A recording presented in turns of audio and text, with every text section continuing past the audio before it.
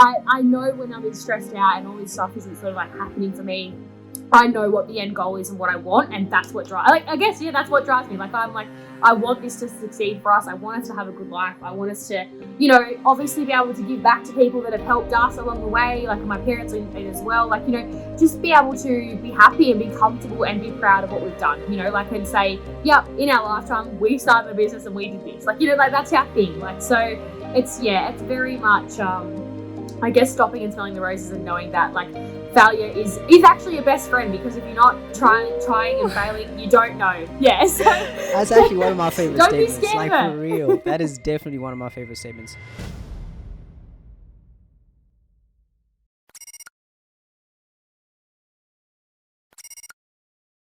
Awesome. Well, first and foremost, I just want to say thank you, Courtney, for being here, for taking time out of your schedule to join me on the podcast, sit down and talk about, your creative journey. It's really a pleasure and an honor to have you here. Thank you. Oh, thank you so much for having me. I'm so excited. Yeah, we've been lining it up for a bit, and it's good to finally be able to sit down and actually get it rolling. I want to start by asking you how you're doing, like, just generally speaking. How are you? How's life going? What's been going on in life? Oh my goodness, super, super busy. I feel like I just keep picking up things and I'm like, oh yeah, I'll do this. But very much busy. I think a lot of learning at the moment. I'm very much in my learning era, as I would say. I think just, between obviously, like, I'm renovating and all this sort of stuff and uni, every time I'm doing something, I'm always learning something. So I'm very much in my learning phase at the moment. That's really good. You mentioned uni and renovating as well in there. Yeah. I'd be keen to know exactly what it is that you do. I know I work with you. Just for background, for people tuning in, Courtney is one of my colleagues. Very talented at what she does, but I don't think I've ever genuinely asked what it is that you do and what your background is, creatively speaking. So please let us know what it is that you do. I can. So creatively speaking, I am an interior designer. At the moment, obviously with Luca, I am a design consultant. So people come to me to design their homes. Basically, I help them and guide them through their colour selections. People that are feeling lost. Some people have a very good idea of what they want, just need some fine tuning. Others come to me for the complete help me, I don't know what I'm doing. So basically at the moment, the company we're at, we sort of focus on like mainly bathrooms, main floors and all that sort of stuff. So more of your tile selections, colours in those areas, and kitchen splashbacks, which can be very stressful because those areas are high use areas. So we try and obviously make sure that we're picking proper things for those. And it covers a lot, like bathrooms and kitchens and all that run into so many areas of the home, and you want to make sure they tie in well. So there is a little bit of stress around that. For my personal side of things, I own Courtney Lambkin Design, which is a interior design business that I can obviously help people that way. And I'm still studying uni for interior design, so I've got my hand in the pie in a lot of different places of design at the moment. I feel like I'm always talking about it. But yeah, so I've got just a lot of different things. But basically interior design is where I'm at. Yeah, it's really cool. I love that you've got your own thing going, that girl boss energy. Yeah. We live for it. We love it. I try to. And we'll definitely dip into that a little bit and speak about it. But you mentioned something in there about, being able to deal with clients. And sometimes people really do know what they want, like right off the bat. And then sometimes they have no idea what it is they're searching for and what it is they're looking for. Like, how do you navigate that space? I think especially with people who don't know what they want. And I know it can be like really stressful to try and guide people towards what they want, but like what kind of processes and what kind of methods do you have in place to make sure you get the clients what they want? Yeah, look, I definitely, so many people say so many times, like, you have hard clients and like difficult clients. I am a firm believer that the client does know what they want. They just don't know how to execute it, if that makes sense. So I am a firm believer, and I really do, like, I hate when poor people come to me and they're like, oh my God, I don't know what I'm doing. Like, I'm so frazzled. It's just that they've got themselves to a point where obviously we're so saturated in the market of photos and who's done this and who's done what, and they come to me with all these photos and ideas and they're just overwhelmed is what it is, They've just really stepped away from the basics of what interior design is, and that's what they love and what they're going to use it for is like basically the end result. So I think the biggest thing is that, they get so much information, which is great that we have it out there and you can see it and get ideas, but then you got to strip it back to realisticness is the fact of how are you going to use it? It's your home. What's it for? What are you doing? Like that sort of stuff. So I just think that's what's happening. And that's where you get the difficult clients, because they come in, they come in and go, oh my God, like I want this. I've seen this on the block. I've done this. And it's like, whoa, just calm down. Like we can definitely do those and achieve those, but how is it for you? How is it going to work for you? And then we get the answers that way. And 9 times out of 10, they end up picking and they know what they want and so you just got to pull that information out. So they definitely know what they want. And yes, they are difficult because it's a long way around to get to that answer, but sometimes they're my most favorite clients because you really are searching for what they want. And when you get an end result, it's so worth it. They're so happy and they don't understand how they come in the door like this and they leave with what they want. So that's probably like the difficult clients that people say are probably my favorite because you just get, it's such a surprise for them that they come in so confused and then they've walked out with a beautiful end result, and that's why I love what I do, like literally right there. So you like the challenge? You're up for the challenge? I do like the challenge, yeah. Look, don't get me wrong. Sometimes the clients that come in with all the photos and they're very strong in their opinions and what they want, they are also great to work with because you bang on with each other. You're like, yeah, you're just throwing ideas and they bounce off and it's perfect. Yes, they're awesome clients and they are great as well because, you end up with a beautiful end, and well-communicated result, which is awesome. But yeah, so I love both ends of the spectrum. But yeah, I do love a good challenge sometimes because I just love their surprise when they're like, oh my God, how did we get here? So that's very exciting. Yeah, that is exciting. And I like what you say about people do know what they want. It's just being able to figure out how to get it out of them, allowing them to figure out a way to express exactly what it is that they want. But what about situations? And I think I'm getting into really technical, specific stuff here. But what about situations where people walk in, they know exactly what they want, but you can't meet their needs? How are you navigating that situation? That is, yeah, look, and that does happen, and you're not going to match with every single person that comes in, unfortunately, in my personal, you don't realize it, but in your own personal self, I get a style that I like. I've got things that in my head, I'm like, right, this is sort of what I am really strong at and what I'm not strong at. And when I'm sort of clashing with a client and I don't, I'm trying to get them answers and I can't because their vision's not what I envision and it's really hard. That definitely does happen. And that is probably, again, one of the biggest challenges. You're trying to get an end result for someone that you're just not really melding with. And that's going to happen in interior design. You're not going to have the answers for every single person. And that truly is that maybe they need to, obviously go and see someone else that's more specific to what they want. Or if they really are struggling, you just sort of need to step back sometimes and just let them go. Let them gravitate towards what they're looking at. Especially in the showroom, all the colors are out. They're all on the wall. Just let them walk, let them look around and let them start picking things up and looking at things. And what they gravitate to is actually a good starting point for that if you're really lost, if they're sort of walking to all the grey colours and all the dark colours, okay, I'm starting to think in my head, all right, they like the moody tones. They're really after something a bit more electrifying, a bit darker and, a bit whatever. So it is really hard when you're not melding and you're not mashing with ideas and I'm throwing things at them and they're going, oh, no. And it's just really hard. It is hard. And I start to get deflated because I think, oh, am I not hitting the mark here? If I missed what they're after? And it's just, it's very hard when that's in that situation, but it is completely normal to have that happen because you're not going to meld with every single person. And that's what you just got to remember that when you're doing it, you don't want to get yourself deflated or get the client deflated because you can't achieve. There is an answer. You just have to find it the long way around, I suppose. And if it really isn't working, then the best thing is to obviously just know when it's not right and send them to someone that's more specialized in it and just understand that it's not always going to be the perfect answer. Yeah, that last part is very difficult for me. I know I'm into video and photography and you're like, oh, you know what? I can't do this. I'm going to give this business to someone else. That takes a lot. But I think if...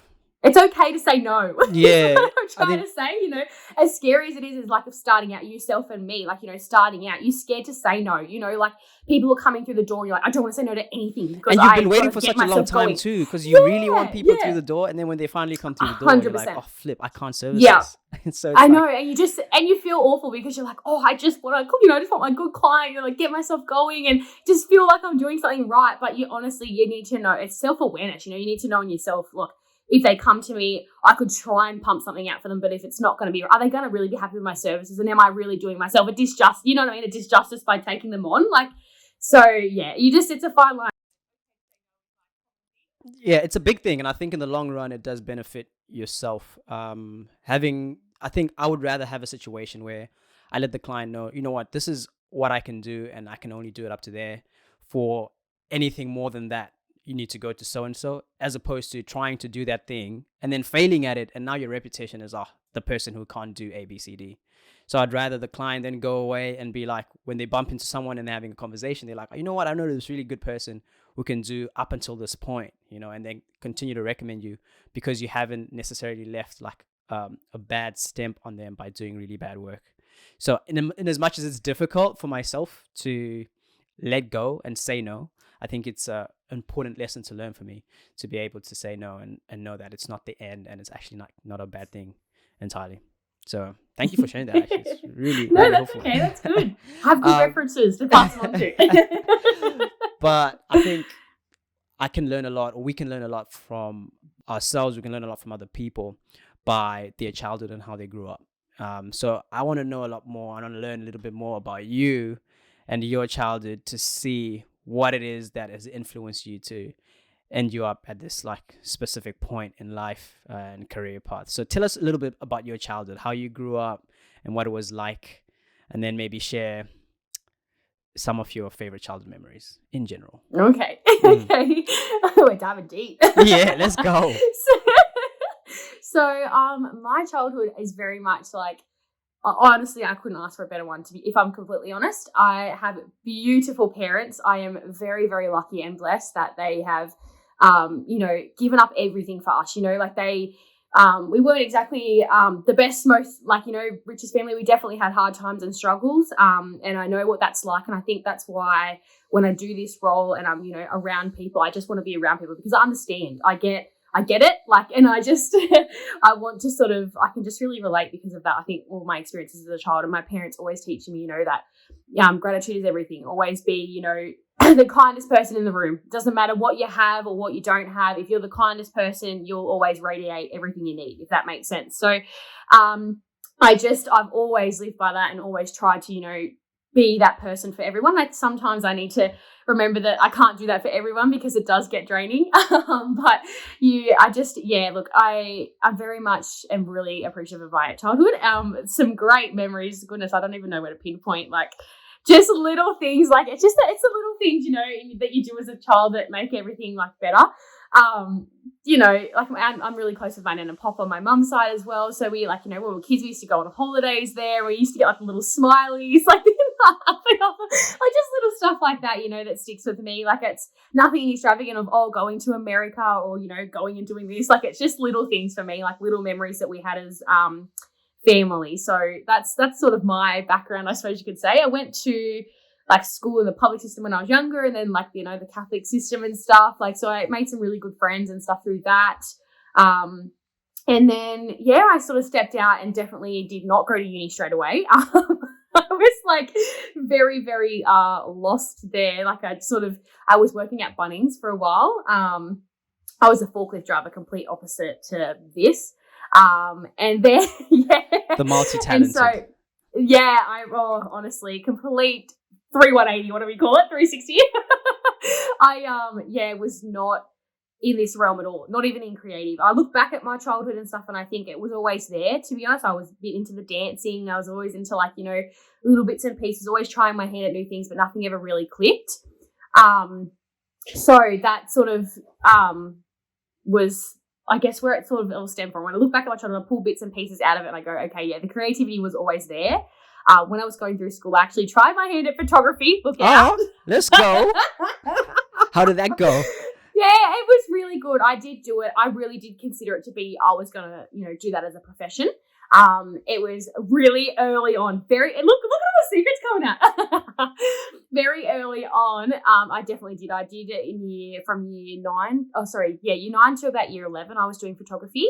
I got a few things sent down in competition to Melbourne, and I won a few things for photos and things. Yay. I I did. And I've still got the award because it's the only award I've ever got. I was never academical like that. Very much excelled in creative things. I think I look back now, I was like, why did I never pick up on that? But anyway, so I was never excelled in all the math side of things and all that stuff. But yeah, I look back at when we did art as a subject and I did photography, I obviously majored in photography. I was like, why did I never pick up that I loved doing, things with color and all that sort of stuff? But I didn't at the time.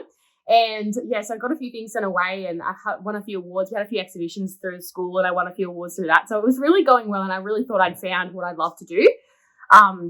But don't get me wrong, photography never leaves you. You're on your phone and stuff. 100%. Time and stuff.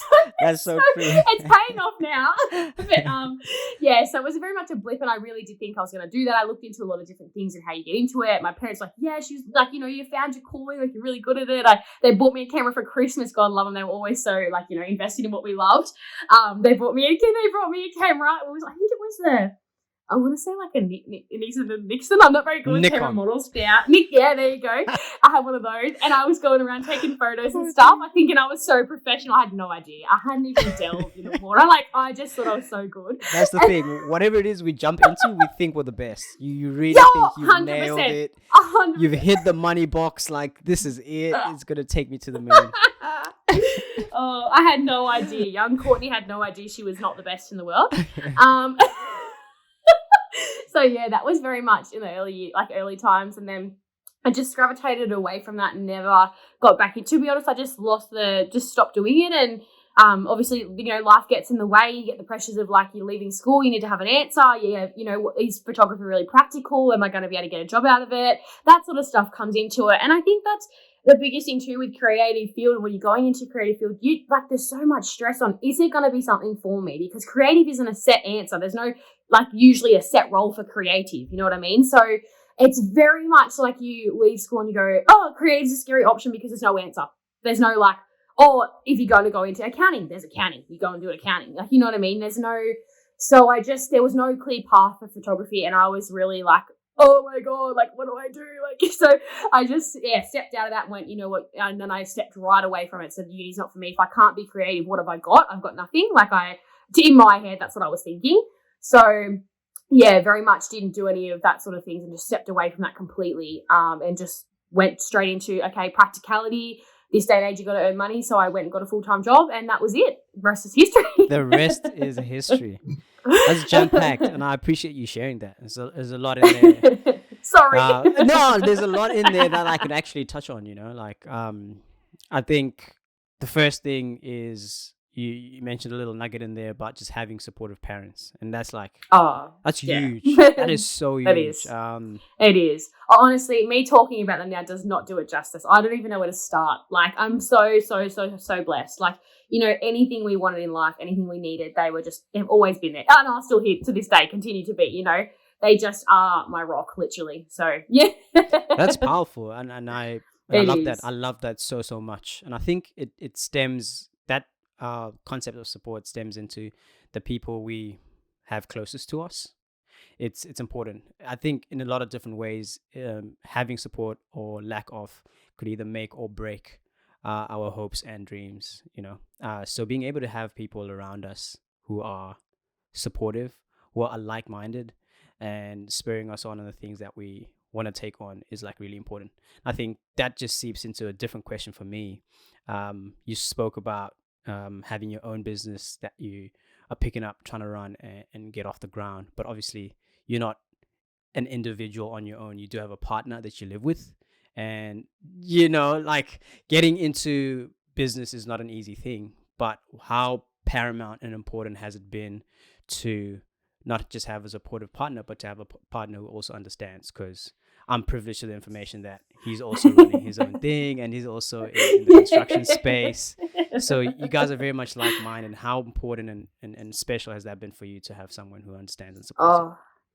Well, there's a ring, so it's good. No, honestly, my partner, yes, is very much the exact same. A rock, a complete, support system. He understands.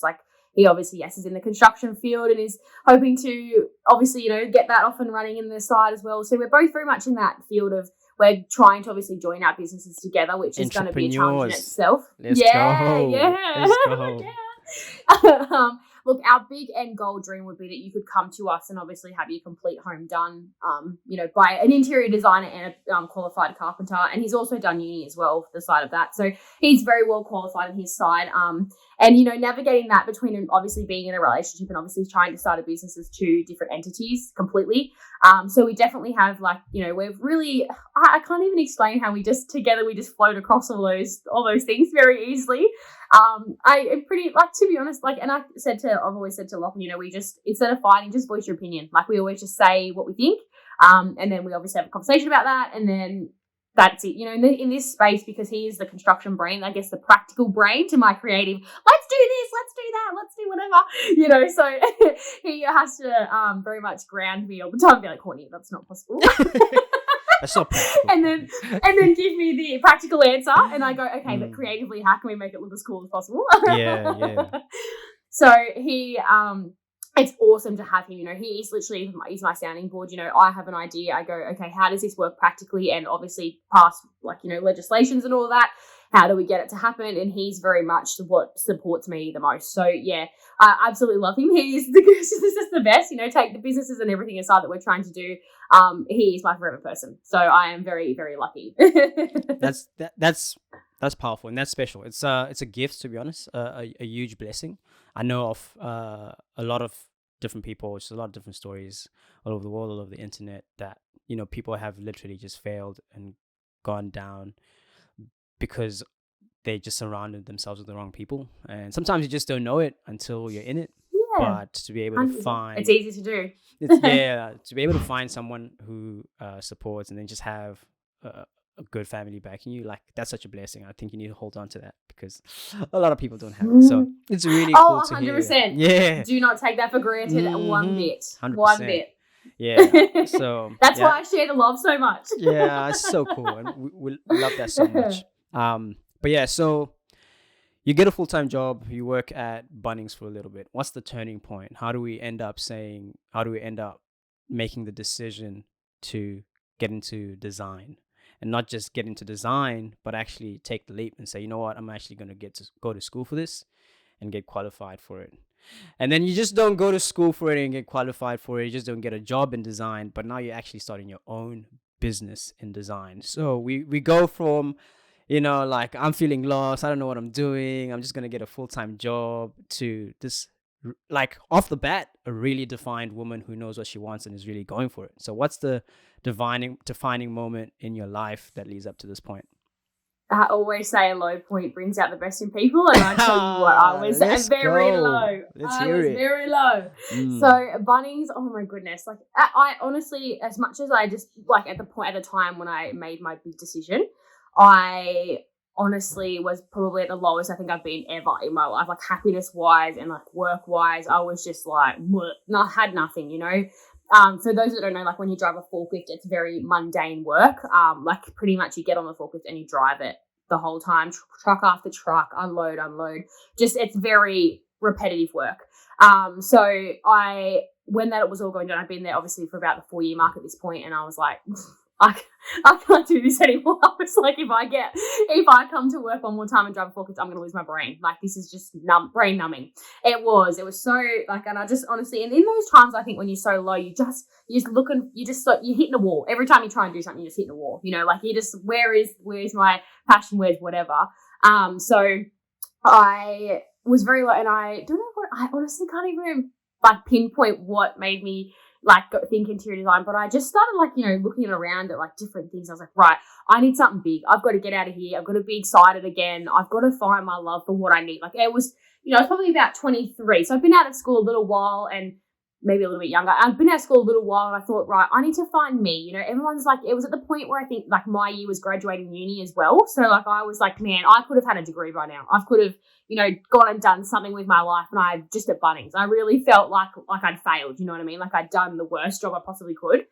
And I was like, right, I need to go and do, something. So I really got into looking around, and I was one day at home, Mum and Dad were saying oh, I would love to spice the house up a little bit and here we go back again with mum and dad. But yeah, so they're like, I need to spice the house up a little bit. So, I just off the bat one day, I don't know what made me do it. I thought, as a Christmas present for them, I'm going to go down and just get a heap of decor things and just decorate the house and revive it. So they went out for the day, and I just went ham. Hey, I went to Kmart, went to all these different places and just bought all this stuff and just went around and started rearranging and decorating their home. And I had it was the best day. Like, I was like, I love this.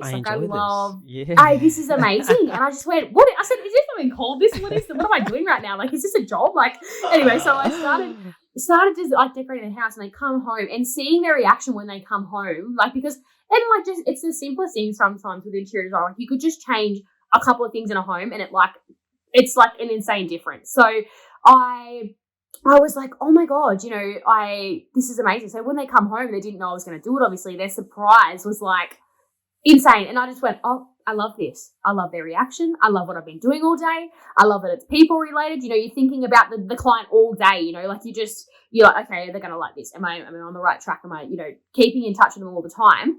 And I was like, wow, I've stumbled across something here. And then I remember I did it, and a few people had come over to the home afterwards, and they said, oh, I love what you've done with the place. It looks really good and all this stuff. And my mum's like, it was my daughter. It was Courtney.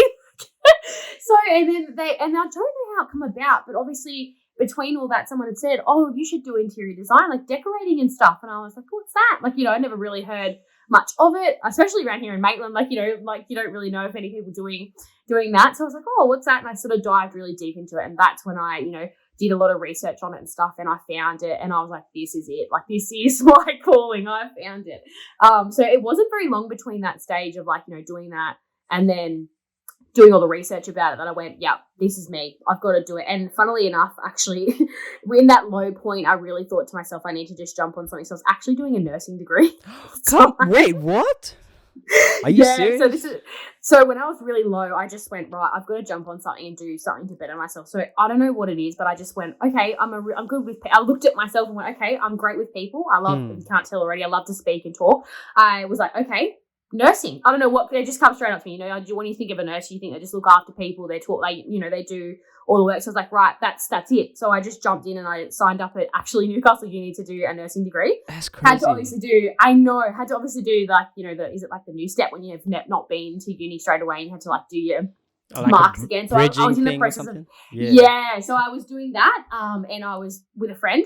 And I was pretty much like, really and I just knew straight away it wasn't for me. Sort of, I started nursing and I was into it for a little while, and I thought, because it was new, I was into it for a while because it was new, and I was like, yeah, this is it. And then I got, halfway through the year and went, this isn't for me. This isn't it. I just felt it straight away in my gut. I was like, if I continue this, I'm going to do myself a serious disjustice. Like, this is not me at all. Like, it is me in the sense that it was a very people related job, and I loved the fact that I would, be able to speak to people and hear their stories and whatever, but it wasn't for me the work and the other side of it, and like the knowing of like dosages and all that sort of stuff was just not, it was too much for me. And I always said, I'm not an academic person, I'm not a math inclined person. So I started to get really anxious in myself that, what if I did something and, dosed someone wrong, or, like that was just really big stress for me. Like, like just not getting it right, I suppose, was like a big reason why I stopped as well. And my heart wasn't in it. I just knew it wasn't right. And that's when I sort of, got into, I thought, right, I'm in the uni system. I wonder if Newcastle Uni offers interior design or something like that. And they didn't run a course like that. And I was like, oh, I'm just, again, feeling really deflated. I've gone around in circles and I've got no answer. But I guess the biggest thing in that, and to take away for anyone, is keep trying, keep knocking down doors. Like, God, for me, it's definitely not been a straight line. I think I've been around about 40 circles to get here. So just, keep trying to find what it is, because you'll know when you know. And, even now, like now that I've found interior design, I've been in the course for 2 years, I still sometimes go, oh, have I done the right thing? Am I going to be any good at this? Like, you just start to stress. And it's so easy because you just see so many other people winning at what you're trying to do, and you're like, why can't I? Why can't I? Yeah. 100%. And I think it's not until you step out of the why can't I and just go, I am my own person, and people gravitate to me for my, you know what I mean? Like, if you have to step out of that and really go, okay, I am my own person, and putting myself out there, someone will understand, someone will relate, and that's where it will kick off. It just takes one person to go, you know what, this girl I love it, let's do it. And then the rest is history, So it takes one person and for you to really put yourself out there for it to happen. So that's the biggest thing, is keep trying. Again, I always say Instagram and Facebook and all those things are so saturated with the wins. It's only the highlight reels. Those businesses aren't showing you, that's the thing, they're not right? showing you the struggles, the what's behind the scenes, the how many hours did that person just take to get that post up and show you the best of the best. You know what I mean? So it's really hard, and I am bad for myself. My interior design page, I follow a lot of other interior design because you want to know, you've got to be in the know. It's such a high-paced changing thing.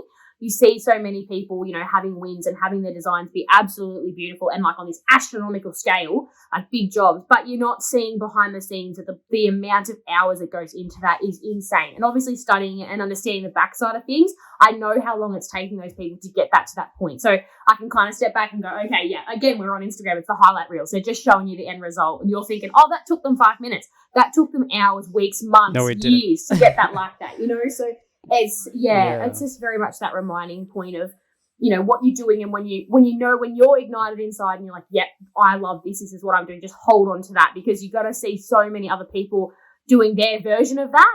And that's where you need to find yours and follow that path. Like that's just, that's 100% paramount. True. Yeah. It really is paramount. I think big thing in there is about stopping this culture. And I think it's actually a big disease of comparing ourselves with other people. And as humans, I think it just happens subconsciously. It just happens. We want to be the best versions of ourselves, and we want to be the best. We want to achieve everything that we can achieve, and we can see other people doing it. We're like, I've got 2 hands, I've got 2 feet. Why can't I do what they're doing? But everybody's situation, everybody's life is different. We have different experiences, we've got different circumstances, and we've got different influences as well in our lives that either hinder us or allow us to reach a certain point faster or slower than other people. But ultimately, we all reach that point. It's just about, are we patient enough? Are we willing to wait enough? And are we willing to allow our lives to unfold the way our lives uniquely should unfold? So that's huge. And I struggled heaps with that. Starting off doing photography, video, with the podcast, I wanted to be big, and I wanted to be big fast. But then when I dialed it back and I realized that I already have a decent enough following, why not focus on satisfying them instead of trying to reach people who don't know me yet? I realized this is more about the people.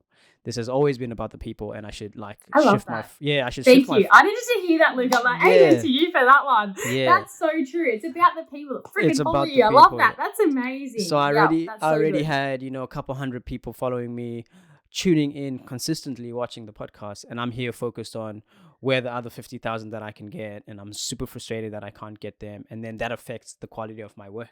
That deflates my motivation, and then I'm not creating content anymore. But I already have 100 people willing to learn, who want to hear.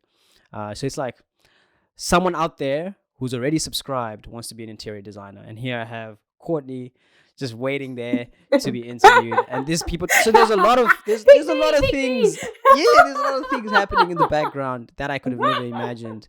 That allow people to learn and grow and mature in their careers and in their spaces, if I'm just willing to remove myself from the situation, be a little bit selfless, and think about the people.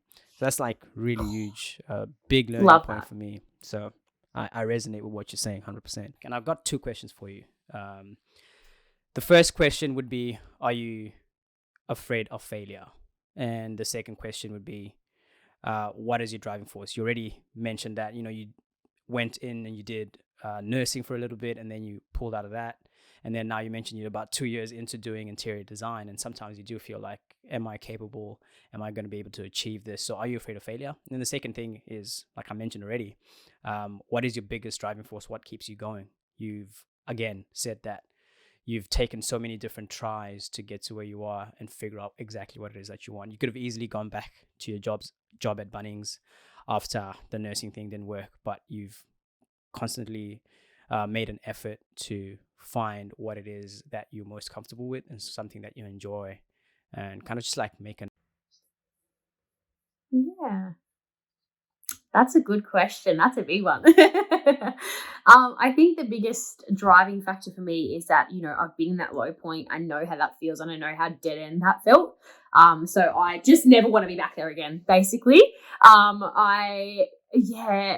Wow, driving force, don't get me wrong, through all those things and all those times I've tried to do something and failed, I seriously thought I'm just not meant for, I was pretty low in those times. Like, I'm not going to lie. You think you found something and you put all into it. And when it doesn't work out, it's the most deflating thing. Like, and everyone goes through it.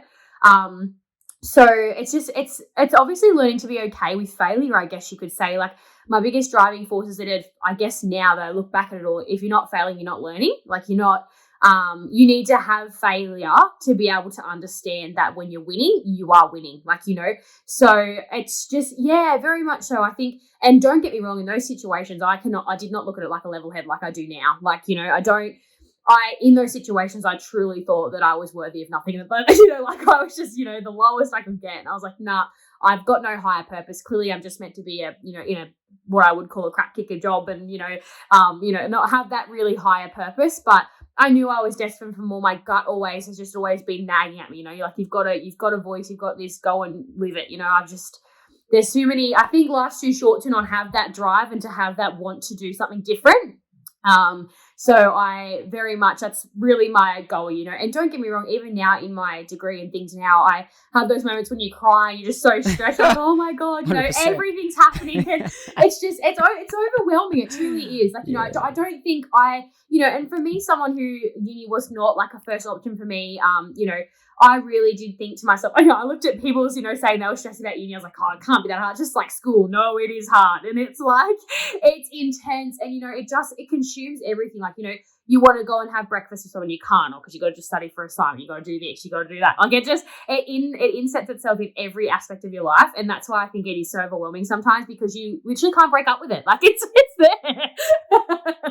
So, it's very much sometimes when it's overwhelming like that, even now I still go, oh my God, can I actually do this? Like, you get hit with some hard uni work and you're like, oh my God, have I stepped too deep? Have I really jumped too far for this? Like, and that's sort of what I think sometimes, but it's not until that I go through those subjects and I learn and I, come out with a better understanding that I go, holy crap, yeah, I can do this. And it's okay to feel like you can't sometimes, but you just got to trust your instincts and just have a go. Like, really, I guess for me now, I'm like, what's the worst that can happen? I've already felt like I've already left 1 degree, I've already done this. Like, what's the worst that can happen? Yeah, I'm that's like, true. oh, well, like, I think you got to be little bit like, I guess not so serious about things. Like, just let it happen. Like, and I sound so like inspirational. Let it happen, whatever, don't worry. Like, yeah, but if you're not laughing at yourself, you're not having a good time while you're doing it, what are you doing? You know what I mean? Like, it's just like, you got to take the good with the bad and like, obviously, get stressed about it, whatever, get in the feels about it, but also to know that there's a reason why you're doing it. I guess for me, I look at the end result and I want better for me and Lachlan. I want like a great life for us. Like, I want us to have, something that I want something that we can say, yeah, we did that. We worked hard and that's ours. You know what I mean? Like, we've worked hard. So I know when I'm stressed out and all this stuff isn't sort of like happening for me, I know what the end goal is and what I want, and that's what drives. Like, I guess, that's what drives me. Like, I'm like, I want this to succeed for us. I want us to have a good life. I want us to, obviously be able to give back to people that have helped us along the way, like my parents and as well. Like, just be able to be happy and be comfortable and be proud of what we've done. Like, and say, yeah, in our lifetime we started a business and we did this. Like, like, that's our thing. Like, so it's very much I guess stopping and smelling the roses and knowing that like failure is actually your best friend, because if you're not trying and failing, you don't know. Yeah, so that's actually one of my favorite statements. Like, for real, that is definitely one of my favorite statements. Is it? Experience and failure, like just being able to go through something. There's so much to be learned in that, and then failing, and then not just failing, but viewing it on the right perspective. It's easy to look at failure and then just be like, well, I don't want to do this. This is the end. Like, but looking at it and saying, it does take a lot of maturity. It does take a lot of growth and humility to humble yourself to failure and say, okay, what can I learn? How can I be better?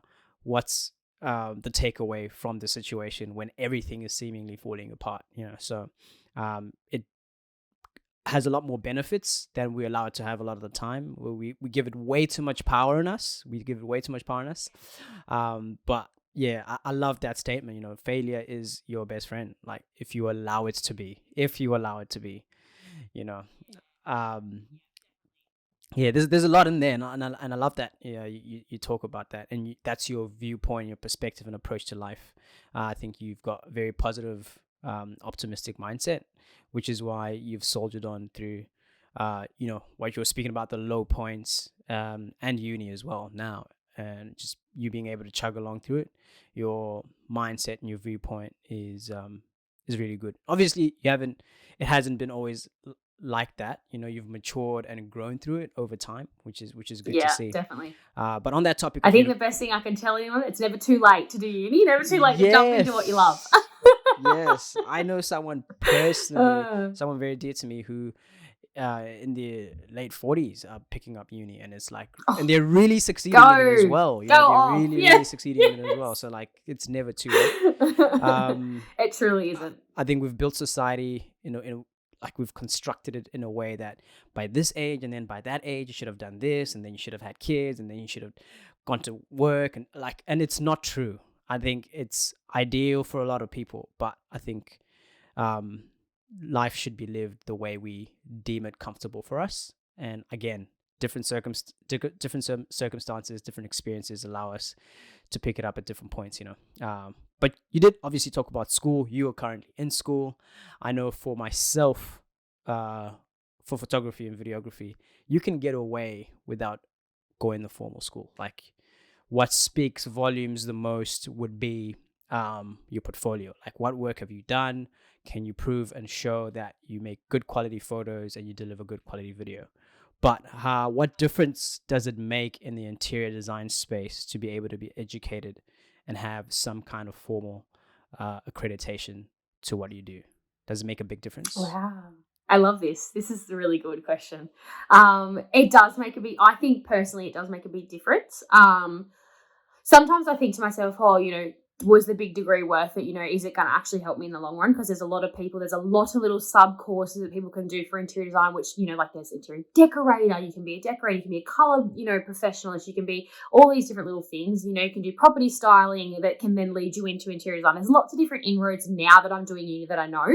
I'm really glad that I am doing the full degree though. I think when I look at, especially go back to Instagram and social media and stuff, it's so saturated with, everyone's designs and everyone's this, and anyone can be, a little hackster now. You can go and do little knickknacks. So true. Give you the great, you can like go to IKEA and get the wardrobes. It looks like, you just had them fully done properly. Like, it's a lot of little, like, people trying to get inroads and stuff. But I think I'm really glad I'm obviously pushing myself to do this, because not only is it for my business and it makes us more, knowledgeable, and on paper, like, we look more skillful, skilled.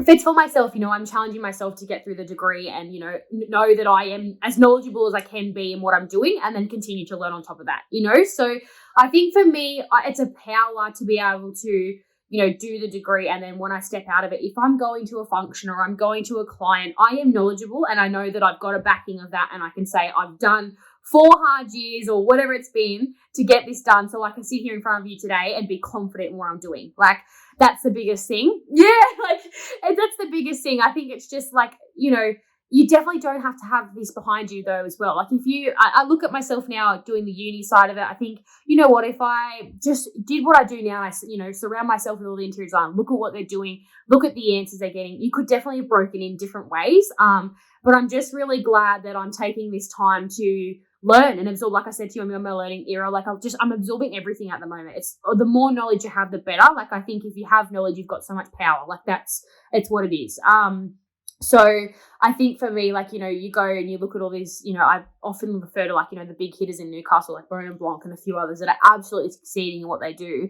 And you don't try not to mimic them too much, because you don't want to be like, identical to them and copy what they're doing. But you find yourself mesmerized by them absolutely winning at what they do. But they win because they know what they want. They've honed in what they want in interior design, and they're just going for it. And people will follow along because that's what they know. They're set in what they're doing. So yeah, for me, it's just trying to stay. I've sort of lost where I was like talking to then, but sort of stay in that realm, like I get so excited about it. I'm just like, and then I go, oh, where was I at? Yeah.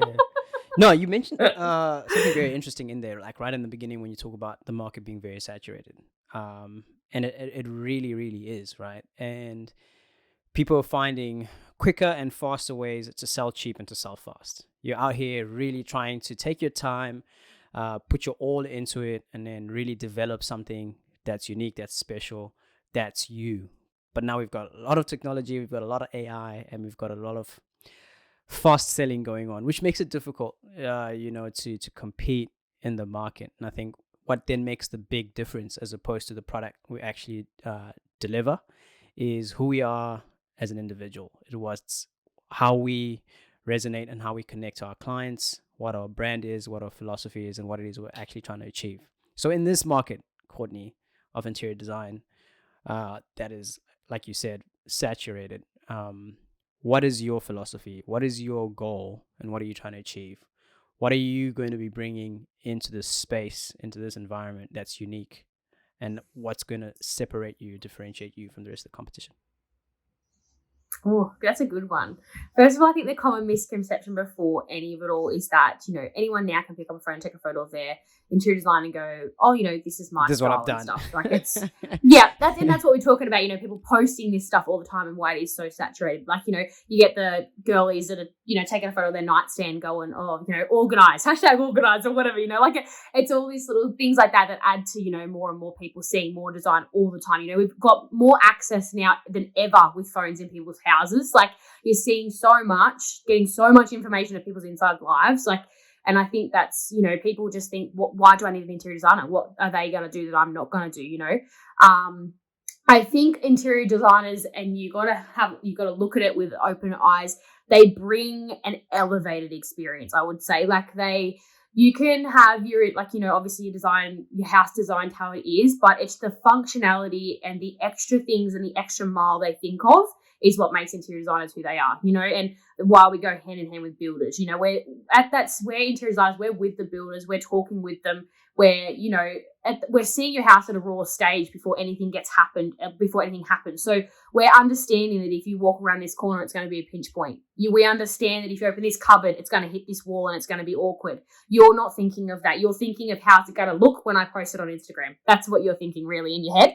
It's the little things and it's the little details that, interior designers really, that's where we come in. We are there to be that sounding board for your vision, to really actually make it functional, make it beautiful, make it everything. So it's just, I think interior designers, that's so easy for me. And again, that creative space, people just think, oh, you're creative. Your job's really fun. You don't do any hard work. You do a lot of research, a lot of planning and drawing and research. I mean, hours and hours of work. I've seen you marking out plans before.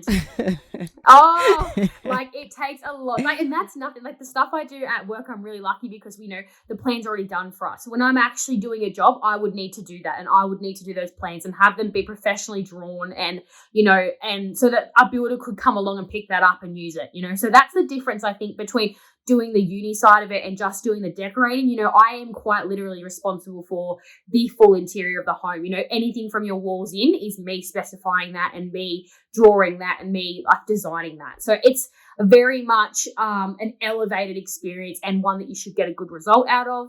Obviously, I can decorate and stuff as well. I love that as well. Bringing it all together and having the end result is beautiful. It's the best part of what we do. You're seeing your hard work come to an answer for a client. So I really think for me, bringing it back to your question, I really think for me, my difference is that I'm here to listen, I guess, if that makes sense.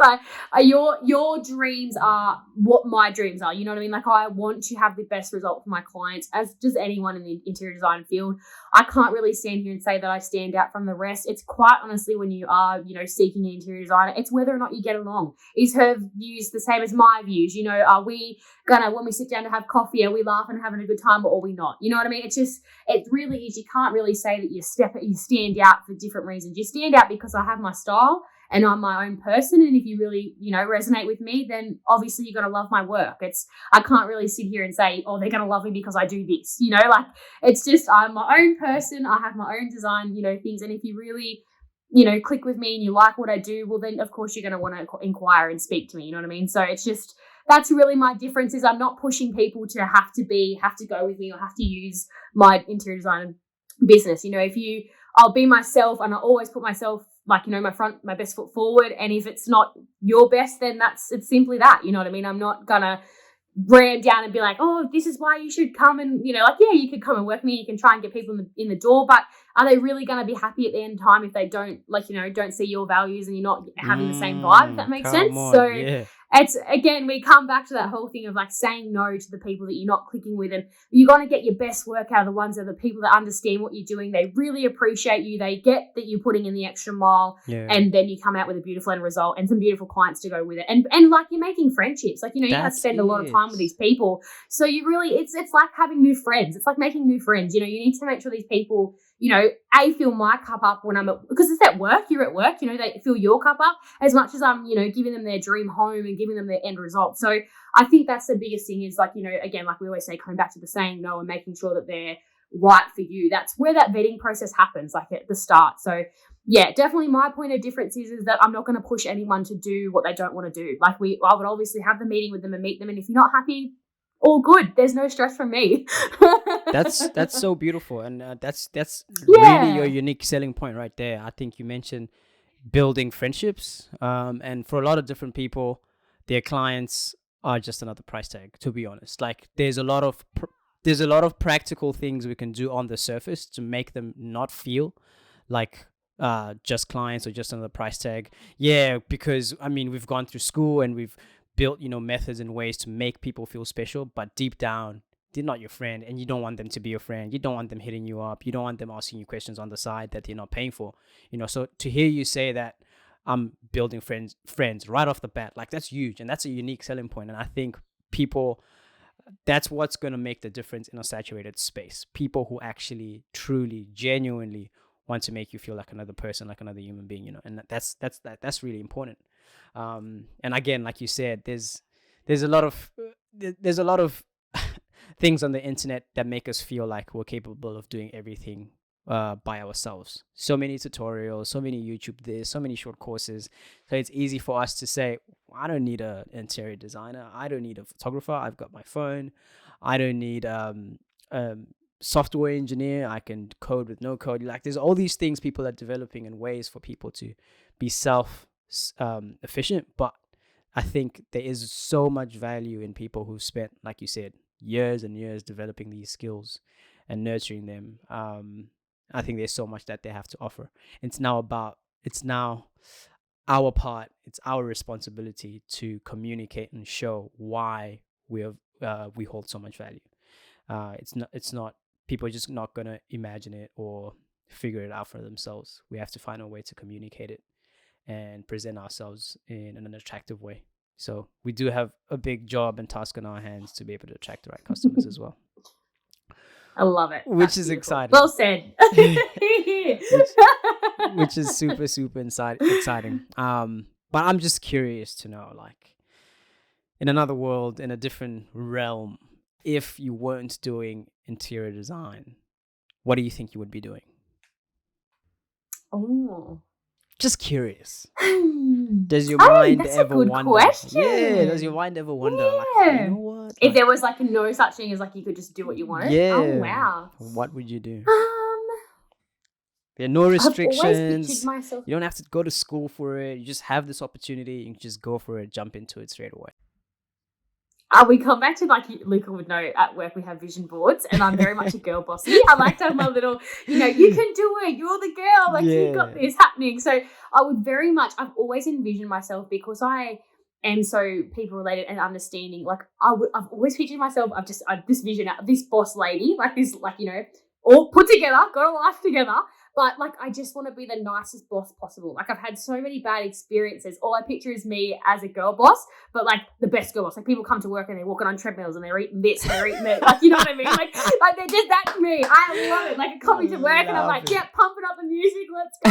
Like, I love it. They've got the bikes. They're riding and doing their work on a MacBook on the bike. And then there's music in the background. And, like, just really, if I could be anything, I would love to just be, a relatable, like, I've always just pictured myself to be, like, because I drive my own force the whole time, I've just always envisioned myself being the boss, but like a are very not the boss title, if that makes sense, like very much with the people working, but just having the best time. Like I don't know, like having my nice suit and all my heels and that, but being like the complete opposite to that image, like an absolute down to earth, like just the best. So if I could be a girl boss, I would run some sort of company in my dream life.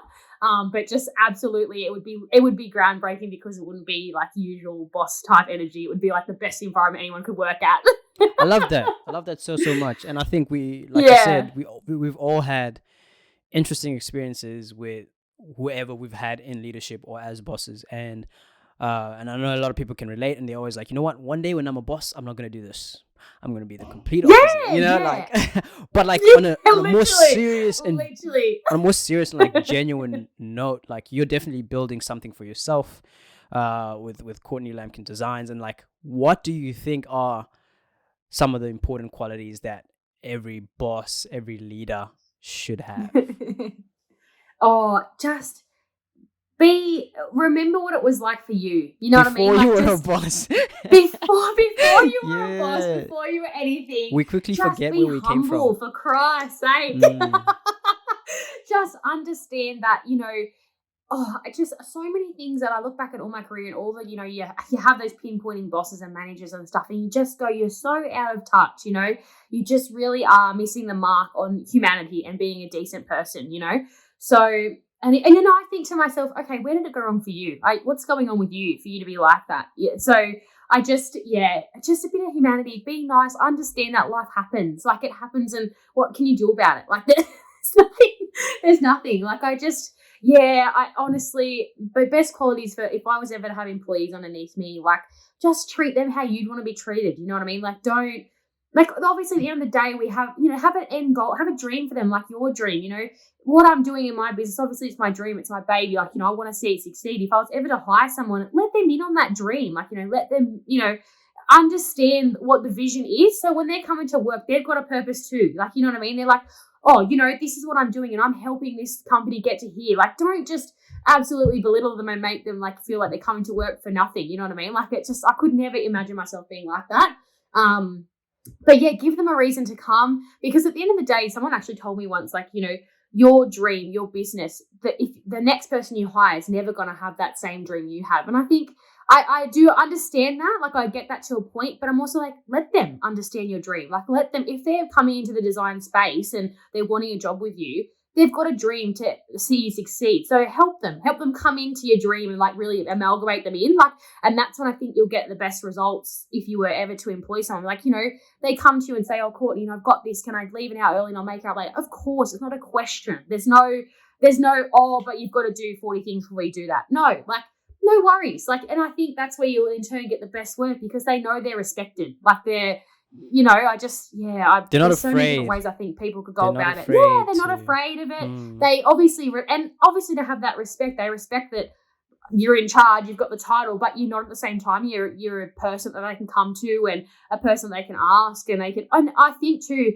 if you're hiring someone, you're needing something, you need an answer, you need help. So let them help you, like, if that makes sense. Like, you're not hiring because you want more staff and you got this. You need an answer to something. Like, if you were to hire and I go, okay, I need an admin lady because I'm just swamped. They're helping you. Like, they're doing something for you. So just really remember that, I suppose, at the end of the day when you are hiring people, and if you're a manager out there in the world, just remember those people are there for a reason. The business saw that they needed them.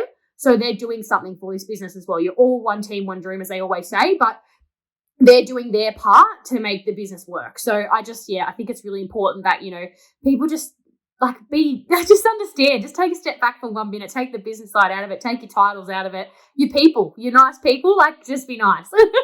We're humans first. We are humans first. That's exactly right. Right. It doesn't matter if it says director or, you know, like bottom admin, whatever, like, you're all still together. Yeah, that's very true. Having relatable people in leadership, people you want to have a situation where it doesn't feel like they're your boss. They're your boss, but it's like, flip, we get along so well. They understand me so well. They can relate so well, and I get so much grace as well.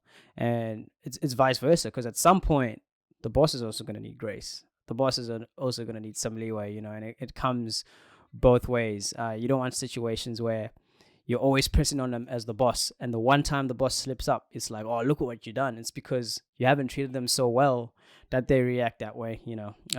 So I appreciate that. And there's a lot to learn from you in that. And I can't wait to see you develop into the girl boss that you were born to be. I'm super excited for it. Into my mood board. Yeah, super excited for it, for sure. I'm excited. One day, hopefully, I can sit back and go, "Oh my god, I did it! I did it!" Yeah, we're close to wrapping it up, and it's been absolutely an incredible conversation. I've enjoyed it. Almost lapping an hour, and it's like doesn't feel like we've been talking for that long. I know. I remember when you said to me about the podcast and it being an hour. I was like, "Can I talk for an hour?" Yeah, it just kind of it just flows. It honestly just flows. You don't realize the time go by, and it's. I'm surprised. I wish it could stretch forever, but people's attention span's not that long. But yeah, I did want to know, outside design, outside interior design, what are the hobbies and what are the interests do you have in general? Like, what else do you enjoy to do outside work? Oh my goodness. I have got so many. Again, like in this spirit, I try everything. I'm always like let's just try it and see what happens. But I have got a motorbike. I ride a motorbike with my dad. That's one of my I have my bike license. What? Yeah, I know. So I have a little motorbike, and I'm obviously trying to get myself a little bit of a bigger bike so we can do more touring rides together. That's crazy. I've got my license, and I ride a bike with dad usually on like Sundays and stuff where we just go for rides. My partner obviously has his bike license as well. So our dream is to all three of us have our little bikes and we can go do little trips on our bikes and stuff. So that would be really fun. I love it. I love getting out and just usually what we do is like ride to like little country towns and stuff, and we have lunch, and then we you talk to people, you mingle. I freaking love it. It's like my favorite thing ever. Like, so that's probably what I do, if I got spare time. I also just like to in my spare time, just because I am so busy and everything else, just like my spare time, I just like to sit with myself and do some listen to some things and just really relax, I suppose you could say, really into just listening to music and really taking the time to relax, and when you're not doing things like that. It's been a bit pushed to the side, but I do love going for walks and stuff, and I'm a little bit into fitness, so I do try and do that a little bit. Go, Courtney. But I must say, when I've obviously taken on all this, it's definitely taken a big step back. I was very into it there. I was training really hard for a while and into that, so I do try to keep some of that in there. But I'm completely honest, it's very hard to So I'm into a lot of different things. I don't really have I love going and watching sport, love the footy, love soccer, love all of it. So what footy teams do you support? I'm into everything. I go for Manly. Go. Has that been the team you support all your life? Yeah. Been for Manly. My family. I honestly didn't have a choice. All my family goes for Manly, so that was a no-brainer for me. If I didn't, I think I'd be shunned as a family member. Oh, too funny. Oh. Do you peg Manly to win the title this season?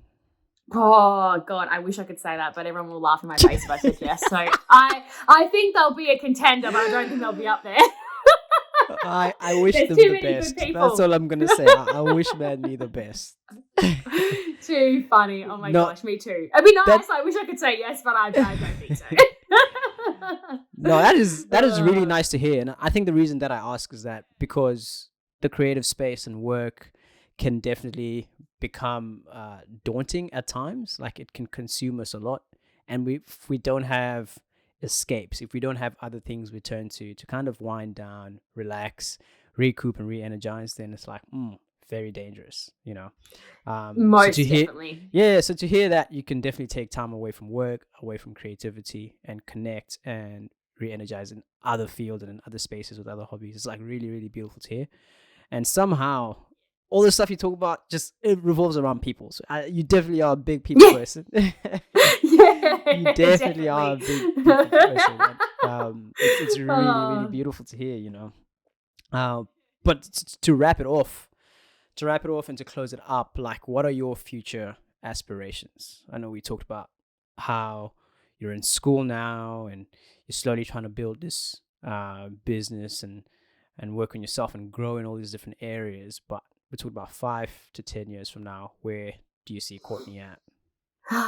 I would love to say in 5 to 10 years now that mine and Lachlan's business, I should say, is well and truly alight. We are, designing homes for people from scratch. And it's a place that people can come and it can actually be a joyous experience for them to come and build their home through a private builder, have it done beautifully and, finish. I'd love to have a couple of people working underneath me, like just so that we have Boss a team lady. of people. Let's go. Boss lady energy, we could say that. Yeah, like I'd love to have a team, definitely just be learning more. Like I just like to say that, 10 years time, I'd like to say that we're well and truly on our way to having something that's going to sustain us for our career is what I'd like to say. Don't like to dream. Obviously, I love to dream big and stuff and have your big dreams, but I'm also realistic. I would just like to think that it's gotten off the ground for us and that we are making like a living out of it. We live off it. It's our life, and that we're very well making a path to our full-time career for the rest of our working lives. And that, we do stay true to this whole, having a good work-life balance for our colleagues and for us, and everyone. So I just would love to have a company that stands itself aside because it is a people-related company and that we are people first before, CL Design or, Lachlan's building company. So, which will be Duffman's Building Solutions. Just a little plug. In there. Oh, that's funny. But yeah, and then obviously down the track, those two will probably, in my mind, like meld together somehow. So yeah, that when you do come to build your home with us, it will be a tailored experience. Love it. I probably might just build my house through you. You never know. Yeah, come on in. You never know. You never know. It's like giving you a big hug. Come on in, let me do your home for you. Nah, honestly, it's been a pleasure. It's been such an honor to have you on. And to thank have you so much for having me. Share your nuggets of wisdom and I don't know if I've got much wisdom. Now, you've definitely experienced a lot. You've been through a lot. And there's a lot that you've learned from it. And I think there's a lot that we can all learn from it as well. Just listening to it and taking it all in. So it's value is your best friend, everyone. Don't forget it. I appreciate it. It's been an awesome time. I wish you nothing but the best. Thank you so much. And I'll see you at work on Monday. Yeah, I'll see you on Monday. I can't forget my day job at the moment. Thanks for having me, guys. It was the best. You've been fantastic. Cheers. Bye.